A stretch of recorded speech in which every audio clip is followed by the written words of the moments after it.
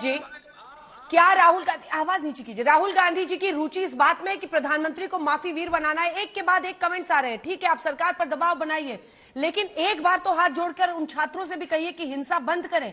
इस बाबत कोई नहीं, ऐसा लगता है कि सब उस पर मौन रहना चाहते हैं, लेकिन सरकार पर सिर्फ आप सरकार पर दबाव बनाइए, इसे ये आपका काम है, आपने हर मुद्दे पर बनाया है, लेकिन कोई भी इस हिंसा के खिलाफ विपक्ष से क्यों नहीं बोल रहा? नमस्कार। और मैं आशा कि ये इतना अहम डिबेट तू मैं नहीं होगा। बिल्कुल, आपके कहने से पहले हमने हर प्लेटफॉर्म से कहा है कि हिंसा किसी चीज का समाधान नहीं है, और आपके गांधीवादी सत्याग्रह की ताकत तभी है जब आप बगैर हिंसा के उस सत्याग्रह को करिएगा। तो मेरा हर छात्र से, हर रुष्ट नौजवान से आग्रह है कि हिंसा का रूट मत अपनाइए, वो किसी चीज का समाधान नहीं। ये आपकी संपत्ति है, आपके पैसे से बनी संपत्ति है। मेरा पहला जवाब ये है, लेकिन मेरा दूसरा जवाब बहुत अहम है। 15 सितंबर 2013 को रेवाड़ी में जब prime ministerial candidate Modi ji ने सीना ठोक के वन रैंक वन पेंशन की बात कही थी, तो उनको वोट मिले थे और मिलने भी चाहिए थे, भाई बड़ी बात कही थी। आज 9 साल बाद वन रैंक वन पेंशन से घटकर नो रैंक नो पेंशन पर क्यों आ गए? और ये सिर्फ आर्मी के रिक्रूटमेंट की बात नहीं है, ये इससे बड़ा डिबेट है। और क्यों डिबेट है? आप लोग टूल किट की बात कर रहे थे, मैं पूछना चाहती हूं, किसानों के मामले में विपक्ष ने भड़काया, अंतरराष्ट्रीय साजिश थी। सीए प्रोटेस्ट में अंतरराष्ट्रीय साजिश थी, विपक्ष ने भड़काया। रेलवे का भी आफत हुई थी, उसमें विपक्ष की साजिश थी। हाथरस में विपक्ष की साजिश है। सत्ता आपके पास है, संस्थाएं आपके पास है, संसाधन आपके पास है, जहां गलत होता है वहां पर विपक्ष के सर पे ठीकरा फोड़ देना। कभी किसी ने ये सोचा है? ये जो उनके मंत्री आकर बार बार बोलते हैं, शाहनवाज भाई ने नहीं बोला यहां पर, लेकिन बहुत लोग बोलते हैं लोग समझ नहीं पाए। आप कौन सी स्कीमें बनाते हैं? 750 किसान मर गए, वो नहीं समझ पाए। यहाँ पर छात्र रुष्ट है, परेशान है, हताश है, निराश है, फ्रस्ट्रेशन है ये युवा का, वो नहीं समझ पा रहे। आपकी कोई बात, कोई नीति लोग समझ क्यों नहीं पाते हैं? कभी इस पर विचार हुआ है सरकार में? सरकार ने कहा हमने 2 साल विचार विमर्श किया। आपने किसके साथ 2 साल विचार विमर्श किया, ये जरूर कोई जानना चाहता है। आपके अपने chief of army staff, ex chief of army staff V K Singh ने कहा मुझे नहीं पता। आप अमरिंदर सिंह जी को लेके गए, उन्होंने आर्मी में यूनिफॉर्म में सर्व किया, उनको नहीं पता। काफी सारे आर्मी चीफ्स ने आकर इसको गलत बताया है, कहा तुरंत वापस लेना चाहिए। मेरा अपना मानना यह है कि आर्मी का जो एक मोटो होता है, नमक, नाम और निशान, उसके साथ खिलवाड़ मत करिए। ये इंडियन आर्मी है। और एक चीज मैं आपको बताती हूँ, ये युवा क्यों परेशान है। मैं बिल्कुल जस्टिफाई नहीं कर रही हूं, मैं फिर से कहूंगी हिंसा मत कीजिए बच्चों, लेकिन जिस देश के युवाओं को आपको 8 साल में 16 करोड़ रोजगार देने थे, आपने 8वें साल बोल दिया 10 लाख बनेंगे 1.5 साल में। तो युवाओं को लगता है कि आप अपनी हर बात पर पलटते हैं। आपने कहा था वन रैंक वन पेंशन, आप नो रैंक नो पेंशन पर ले आए।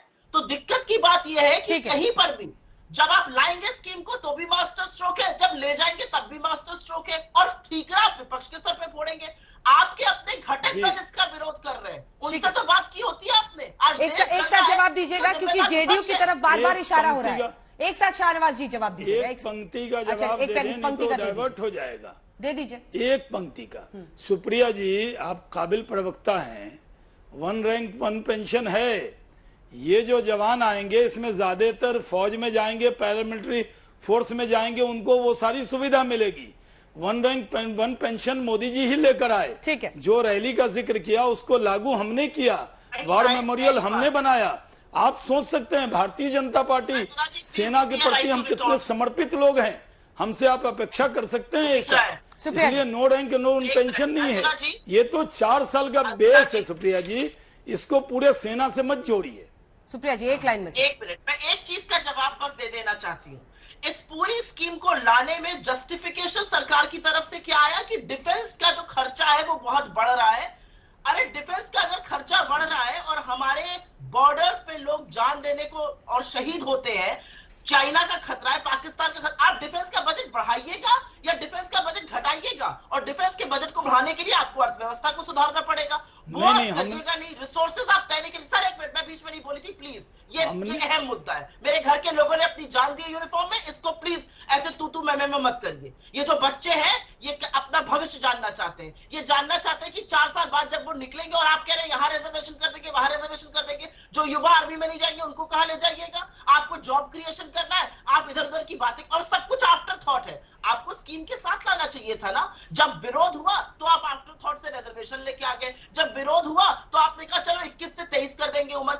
इस तरह से नीति निर्माण नहीं होता है सर। नीति निर्माण बहुत सोचकर, विचार विमर्श कर हर परिस्थिति को देखकर होता है। ठीक है सुप्रिया जी, ठीक है। गिराने ये जो है सुप्रिया जी, दो शब्द, ये खर्चा के लिए नहीं है ना, सेना के में युवा सेना के लिए है, खर्चे के लिए नहीं है सुप्रिया। राजीव जी, ये जो आपने कहा कि हम खर्चे पैसे की कोई कमी नहीं है सरकार को, हम इस देश की रक्षा के लिए कुछ भी करेंगे। ठीक है, आप ये दोनों यंग थोड़ा बना, समझिए। राजीव जी, यंग सेना के लिए है, सबसे ज्यादा हिंसा बिहार में हो रही है, उंगलियां आपकी सरकार पर उठ रही हैं। जब संजय जायसवाल कहते हैं कि जानबूझकर उनके घर को, आसपास की जगहों को टारगेट किया जा रहा है, तो ललन सिंह कहते थे कि उनका दिमाग, मानसिक संतुलन बिगड़ गया है। क्यों ऐसा हो रहा है सर बिहार में? क्यों नहीं रोका जा रहा है? इंटरनेट आज बंद किया गया ना, लगातार तीसरे दिन। राजीव जी, क्यों? देखिए, एहतियाती कदम तो उठाने ही पड़ेंगे ना। अगर आपने सूचनाएं देखी हैं जो आपके यहाँ स्क्रॉल्स भी चल रहे हैं कि हमारे यहाँ 61 गिरफ्तारियां हुई हैं, 2 कोचिंग संस्थानों को लेकर के पुख्ता जानकारी है कि उन्होंने हिंसा भड़काने का काम किया है। जहां तक संजय जायसवाल का सवाल है, मुझे ऐसा लगता है गठबंधन में एक बड़े दल के अध्यक्ष के तौर पर उनकी भूमिका पर सवालिया निशान पहले भी लगते रहे हैं।